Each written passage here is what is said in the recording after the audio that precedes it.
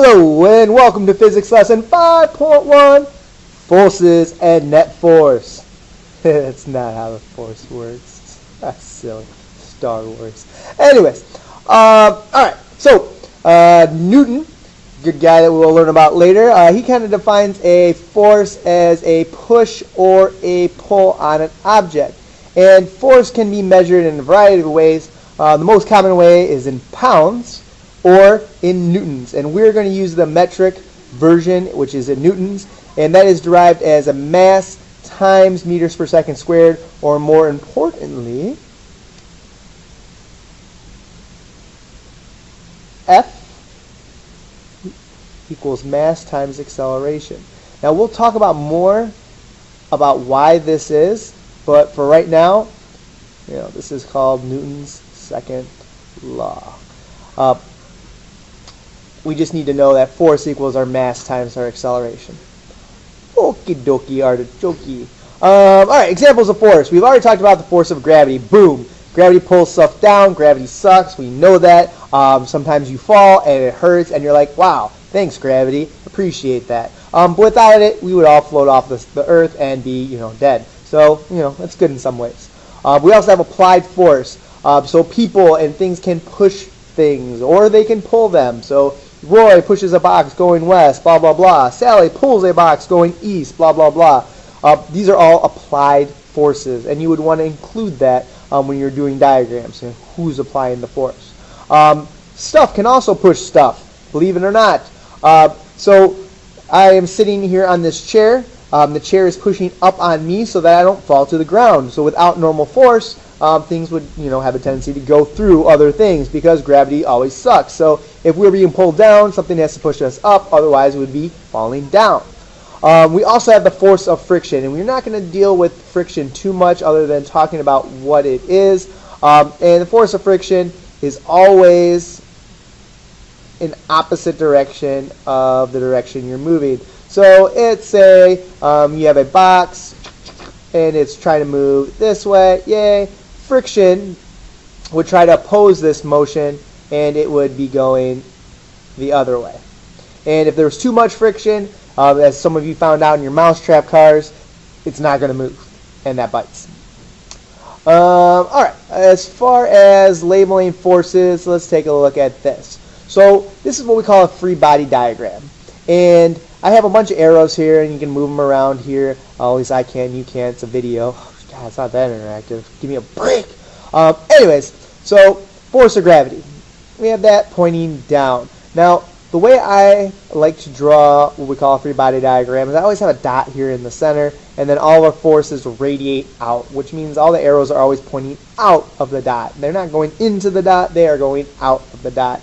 So this first one would be our force of gravity, right? Gravity points down.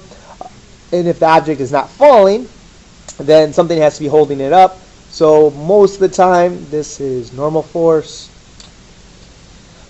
If it is falling, then this would be air resistance, but let's just assume that this is like sitting on a table or a chair, or, in your hand or something, I don't know, whatever. That's normal force. Then this green arrow, let's say this is a force applied in the negative direction. And then this orange arrow, let's see if it'll let me do orange. This would be force, nope, see it doesn't let me do it. Applied in the positive direction.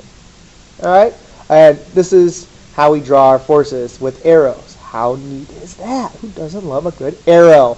Alright. Important things to remember about forces. Number one, if Roy pushes a box, that is measuring his force that he is applying. It has nothing to do with how fast the box is moving. So, I don't know if you can see this, hopefully. Here's my pen. If I push on it, I'm applying a force. It's not moving. I'm not applying enough force. If I apply enough force, then it might move. But just because you're applying a force doesn't necessarily mean that it's moving, and it's in no way an indication of how fast that object is moving. So, second thing to remember, remember it is possible to push an object without the object moving. Case in point, I'm pushing it, it's not moving. Even more important than that, I can push it this way, and I can push it this way. It's so crazy. Other things that we have going on here, that just like displacement and velocity, we can have negative forces. I can push an object to the left, or I can push an object to the right, up or down, north, south, east or west, and make sure that you include what's negative and what's positive. That's the orange. When you are calculating your drawings, what you're going to want to do is treat a push and a pull as the same, and they always want to be coming out of your dot. Don't ever have them going into your dot. You always want your forces, let's say this is our dot right here, to go out. So let's say we have an object that is being pulled to the right. This is our right, it'd be pulled that way. And if we have that same object and it's being pushed to the left, we would draw it that way. You never want to draw your arrows going into the box or the dot or your free body diagram. They always want to be coming out of the box. Okay, so think out of the box if possible. A couple other things. I'll give you some time to read this. You can always pause the movie to go along with that. I'm trying to do it quicker so that you have that for you. But forces are drawn as arrows. They always most point out. The bigger the arrow, the larger the force. Drawing velocity vectors. Velocities are not forces, so make sure that you draw that underneath. Don't have them included. A couple of examples here. If you have a very heavy shopping cart, it's rolling west. Here's our force. Oops. Here's our force.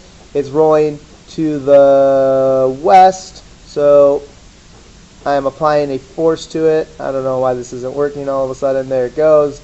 He's stepping into stop that force, so he pushes to the east with 20 newtons.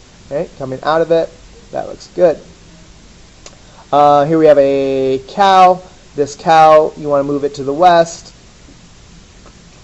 Go straight. There we go. Boop. Going to the west. Total of all of your forces and your object. That means you're just going to add up all of those forces. So let's say we have Roy. He's pushing to the right at 8 newtons. This one looks smaller. Pushing to the right.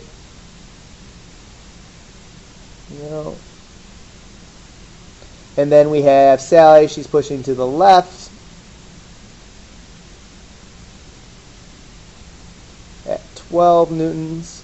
What is the total net force? Well, it would be negative 12, right, newtons, because it's to the left, plus our positive 8, which is to the right. So it should be moving to the left, or at least has a net force going to the left of 4 newtons. Here we have Roy. Again, he's pushing to the left at 8 newtons.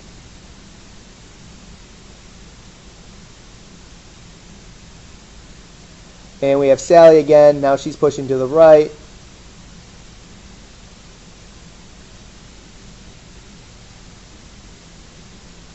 At 12. Same idea, only now our numbers are in opposite directions. So negative 8 because it's to the left, plus 12.